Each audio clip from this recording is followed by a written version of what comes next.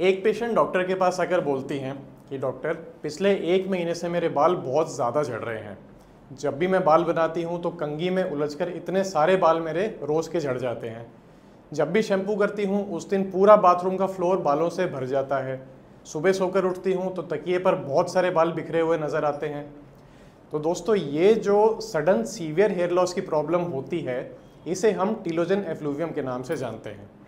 आज इस वीडियो में हम इस प्रॉब्लम के बारे में पूरी डिटेल में डिस्कस करेंगे। तो अगर आप भी ऐसे सीवियर सडन हेयर फॉल से जूझ रहे हैं तो इस वीडियो को ज़रूर आप एंड तक देखिए। नमस्कार दोस्तों, मैं हूं doctor Vineet Kumar, dermatologist, cosmetologist और hair transplant surgeon, Bikaner, Rajasthan से। तो सबसे पहले हम ये जानते हैं कि टीलोजन एफ्लूवियम किसे कहते हैं। तो दोस्तों, जब भी किसी स्ट्रेसफुल कंडीशन की वजह से आपके बहुत सारे हेयर फॉलिकल्स एनाजेन फेज यानी कि ग्रोथ फेज से टीलोजन फेज यानी कि रेस्टिंग फेज में कन्वर्ट हो जाते हैं तो इस फिनोमिना को हम टीलोजन एफ्लूवियम के नाम से जानते हैं। इसकी क्लिनिकल प्रेजेंटेशन कैसी होती है, जैसा कि हमने वीडियो के शुरू में डिस्कस किया, अचानक से बहुत ज़्यादा हेयर लॉस की प्रॉब्लम लेकर पेशेंट आते हैं। यूजुअली पेशेंट ये रिपोर्ट करते हैं कि एक समय पहले तक तो उनके बाल एकदम सही थे, फिर अचानक से बहुत तेज़ी से बहुत सारे बाल डेली झड़ना शुरू हो गए। इतने ज़्यादा बाल झड़ते हैं कि उन्हें कंघी से बाल बनाते हुए या शैम्पू करते हुए भी बहुत डर लगता है। उनकी हिम्मत नहीं होती कि बालों में कंघी फेरे, क्योंकि कंघी फेरते ही बहुत सारे बाल एक साथ में स्कैल्पर से निकल आते हैं। बहुत से केसेस में पेशेंट्स ये भी बताते हैं कि इतना हेयर फॉल हुआ है कि 1 महीने में ही उनके बाल झड़कर लगभग आधे रह गए हैं और उन्हें ऐसे लगता है कि अगर इसी रेट से बाल झड़ते गए तो कुछ समय में कहीं वो पूरी तरह से गंजे ना हो जाएं। तो दोस्तों, ये एक टिपिकल केस होता है टीलोजन एफ्लूवियम का। तो इस कंडीशन को पूरा समझने के लिए दोस्तों पहले हमें हेयर साइकिल के बारे में थोड़ी जानकारी होनी ज़रूरी है। तो पहले हम एक छोटा सा सेगमेंट वीडियो का डेडिकेट करेंगे हेयर साइकिल को। दोस्तों, जो नॉर्मल हेयर फॉलिकल की हेयर साइकिल होती है उसके 3 फेज होते हैं, एनाजेन फेज यानी कि ग्रोइंग फेज, कैटाजेन फेज और टीलोजन फेज यानी कि रेस्टिंग फेज। तो जो एनाजेन फेज होता है ये सबसे लंबा होता है। नॉर्मली इसका ड्यूरेशन 2 से 6 साल तक रेंज करता है।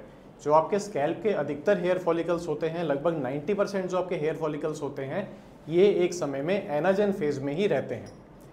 एनाजेन फेज के बाद में आता है कैटाजेन फेज, जिसमें कि आपके हेयर फॉलिकल की ग्रोथ रुक जाती है।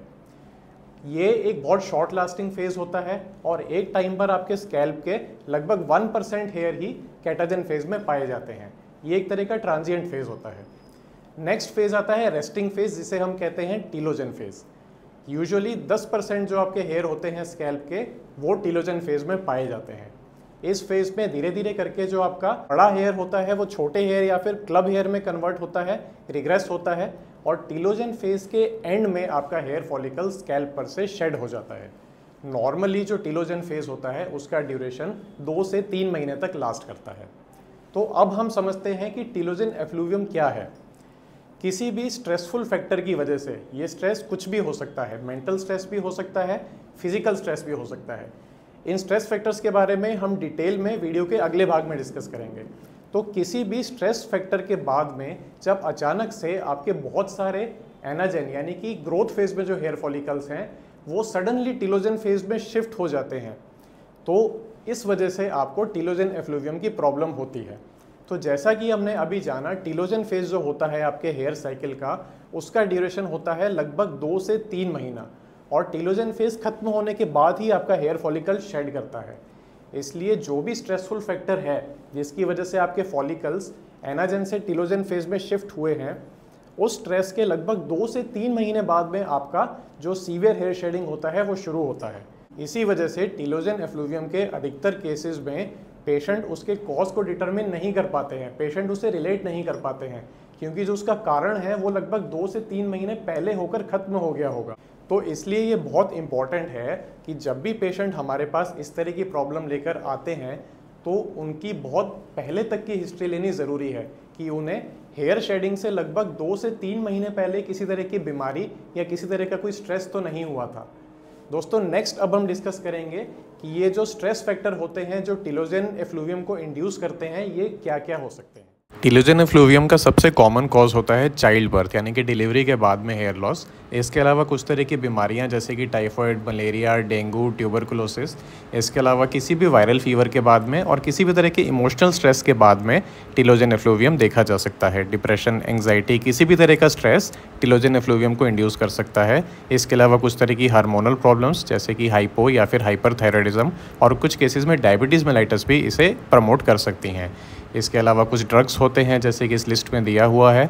इसके अलावा न्यूट्रिशनल डेफिशिएंसीज जैसे कि आयरन डेफिशिएंसी या जिंक डेफिशिएंसी भी इसे इंड्यूस कर सकते हैं। क्रैश डाइटिंग एक काफ़ी कॉमन कॉज होता है न्यूट्रिशनल डेफिशिएंसी का और टिलोजन एफ्लूवियम का। तो दोस्तों, जैसा कि हमने देखा, टिलोजन एफ्लूवियम के बहुत सारे कारण हो सकते हैं, इसलिए ये बहुत इंपॉर्टेंट है कि जब आप अपने डॉक्टर के पास में जाते हैं तो अगर वो आपको कुछ इन्वेस्टिगेशंस रिकमेंड करते हैं अंडरलाइंग कॉज को आइडेंटिफाई करने के लिए, तो आप अपने डॉक्टर की सलाह को ज़रूर मानें।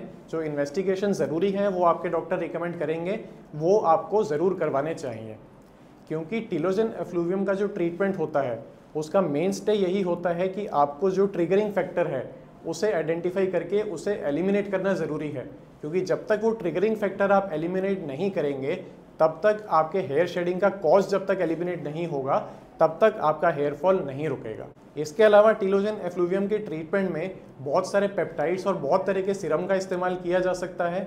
बहुत तरह की ऐसी मेडिसिन आती हैं मार्केट में जैसे कि प्रोकैपिल, एनागेन, रिडेंसिल, इस तरह के बहुत सारे कंपाउंड्स आते हैं जो कि हेयर के एनाजन फेज को प्रमोट करने में हेल्प करते हैं।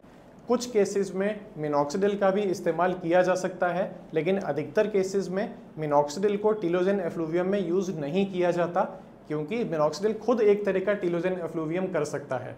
मिनॉक्सिडिल शुरू करने पर बहुत सारे आपके हेयर फॉलिकल एनाजन से टिलोजन फेस में कन्वर्ट हो सकते हैं, तो यूजुअली टिलोजन एफ्लूवियम के केसेस में हम मिनॉक्सिडिल को यूज़ करना अवॉइड करते हैं। कुछ क्रॉनिक टिलोजन एफ्लूवियम के केस होते हैं, यानी कि 6 महीने से ज़्यादा अगर आपकी हेयर शेडिंग चल रही है तो ऐसे केसेस में हम मिनॉक्सिडिल का भी इस्तेमाल कर सकते हैं। यूजुअली जब आपका शेडिंग फेज खत्म होता है उसके कुछ समय बाद में आप देखेंगे कि छोटे छोटे बारीक हेयर की ग्रोथ आपके स्कैल्प पर शुरू हो जाती है। ये एक अच्छा साइन होता है, इसका मतलब है कि आपके हेयर का रीग्रोथ फेज स्टार्ट हो गया है।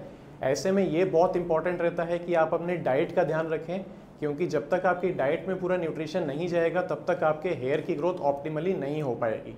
इसलिए एक प्रोटीन रिच डाइट लेना ज़रूरी है, एक बैलेंस डाइट लेना ज़रूरी है।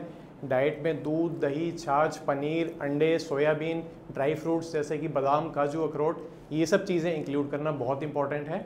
इसके अलावा एक रेगुलर स्लीप शेड्यूल होना ज़रूरी है, स्ट्रेस को मिनिमाइज़ करना ज़रूरी है, बालों की जड़ में ब्लड फ्लो इंक्रीज़ करने के लिए रेगुलर एक्सरसाइज करना भी ज़रूरी है। इसके अलावा कुछ तरह के मल्टीविटामिन टैबलेट्स भी आपके डॉक्टर आपको प्रिस्क्राइब कर सकते हैं। कुछ केसेस में जब टिलोजन एफ्लूवियम बहुत समय तक रिजॉल्व नहीं हो पाता है या बहुत सीवियर होता है तो ऐसे केसेस में हम पीआरपी थेरेपी या फिर जीएफसी थेरेपी का भी इसमें इस्तेमाल कर सकते हैं।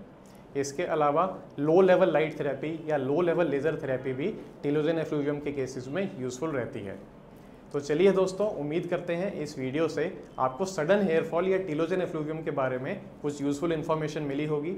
यदि आपको इस टॉपिक से रिलेटेड कोई और सवाल हो तो आप कमेंट बॉक्स में कमेंट कीजिए। अगर आपको पैटर्न हेयर लॉस या हेयर लॉस के दूसरे कारणों के बारे में जानकारी चाहिए हो तो हमारे चैनल पर आपको और वीडियोस मिल जाएंगी, जिसमें हमने मेल और फीमेल पैटर्न हेयर लॉस और एलोपेशिया एरिएटा जैसी बहुत हेयर लॉस कंडीशंस के बारे में पूरी डिटेल में डिस्कस किया हुआ है। अगर ये वीडियो आपको पसंद आई हो तो इसे लाइक और शेयर करें और हमारे चैनल को सब्सक्राइब करें। धन्यवाद।